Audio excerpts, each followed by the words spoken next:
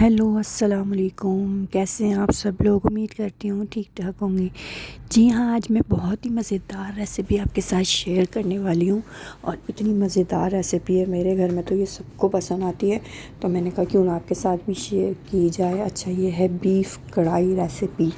अच्छा, ये बहुत ही इजी रेसिपी और बहुत ही अच्छी है। देखें, आप घर में बनाएंगे, ट्राई करेंगे तो आपके घर वाले बहुत ही शौक़ से खाएंगे, खाना पसंद करेंगे क्योंकि मेरे भी ख़ानदान वाले बच्चे, हस्बैंड बहुत शौक़ से खाना पसंद करते हैं। तो चलिए रेसिपी को स्टार्ट करते हैं। अच्छा, मैंने गोश्त ले लिया था बीफ का, उसको गला लिया था, पहले बॉईल कर लिया था, कुछ भी नहीं डाला, पानी डाला। पानी डालने के बाद गोश्त को बॉईल कर लिया। बॉईल करने के बाद सारा इसका जो पानी था एक्स्ट्रा वो निकाल दिया और इसके अंदर तेल, ऑयल इसके अंदर अच्छा खासा डाल के इस गोश्त को मैंने उसके अंदर फ्राई कर लिया। अच्छा, आप इसको पेशावरी कढ़ाई भी बोल सकते हैं, आप इसको पेशावरी चरसी कढ़ाई भी बोल सकते हैं, आप इसको बीफ कढ़ाई भी बोल सकते हैं। ये वैसे पेशावरी कढ़ाई है, पेशावरी चरसी कढ़ाई का नाम इसको दिया जाता है। तो ये मैं आज तैयार कर रही हूँ और मैं आज आपके साथ इसकी रेसिपी शेयर कर रही हूँ। बहुत ही लजीज़ और बहुत ही उम्दा ये रेसिपी तैयार होती है।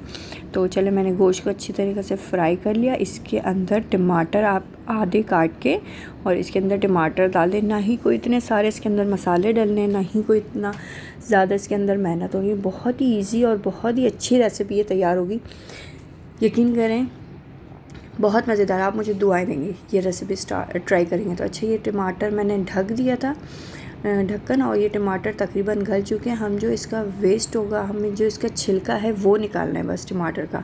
टमाटर अच्छे खासे गल चुके हैं। इस तरीक़े से अगर आप ढक देंगे तो टमाटर गल जाएंगे, उसका छिलका आसानी से निकल जाएगा।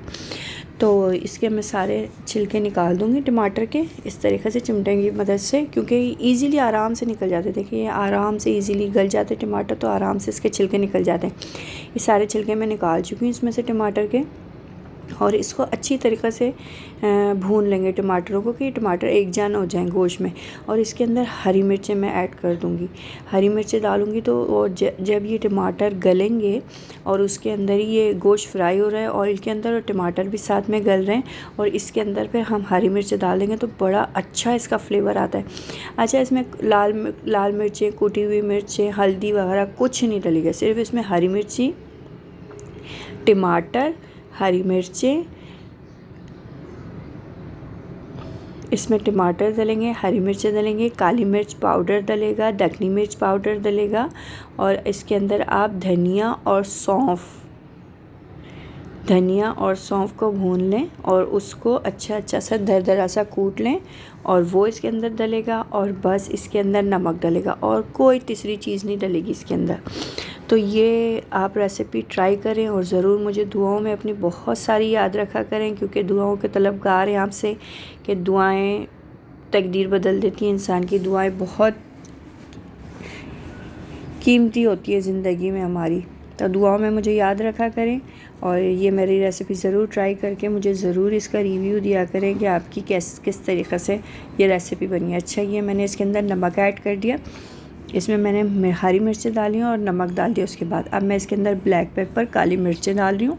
उसके बाद इसको मैं अच्छी तरीक़े से भूनूंगी। ये जो आप देख रहे हैं इसके अंदर एक रेडनेस, येलोनेस आ रही है, ये कोई इसके अंदर हल्दी वगैरह कुछ नहीं डली हुई, सिर्फ टमाटर, गोश्त, हरी मिर्चें, नमक, और इसके अंदर अभी मैंने सिर्फ़ और सिर्फ काली मिर्च पाउडर डाला है। अच्छा, मैं हरी मिर्चों को सुखा के भी रख लेती हूँ, तो वो उसका भी पाउडर बना के रख लेती हूँ, तो मैं वो भी आप इसके अंदर ऐड कर सकते हैं। अच्छा, मैंने अभी इसको धनिया और सौंफ को कूट लिया था और इसके अंदर मैंने ये ऐड कर दिया है।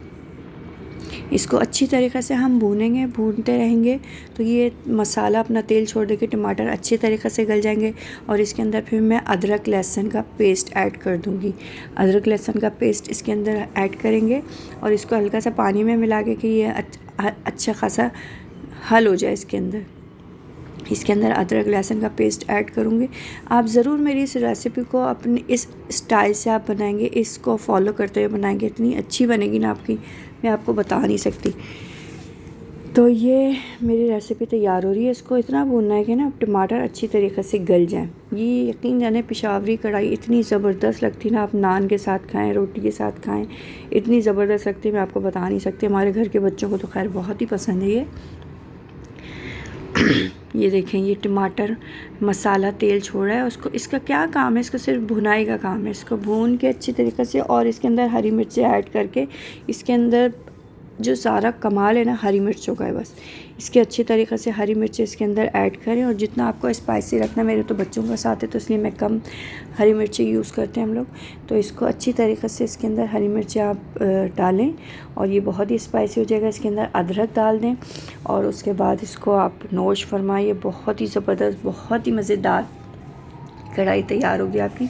अच्छा, एक बात और, अगर अब तक आपने मेरे चैनल को सब्सक्राइब नहीं किया तो पहले चैनल को सब्सक्राइब कर लें, वीडियो को लाइक कर दें और वीडियो को ज़्यादा से ज़्यादा शेयर करें कि जिनको नहीं भी आती कढ़ाई बनानी उनको भी इसमें बनाने में आसानी हो। देखिए कितना प्यारा कलर आया, ना इसमें लाल मिर्चें, ना हल्दी है, ना कूटी हुई मिर्चें, ओनली हरी मिर्चियों का और काली मिर्चों का काम है इसमें।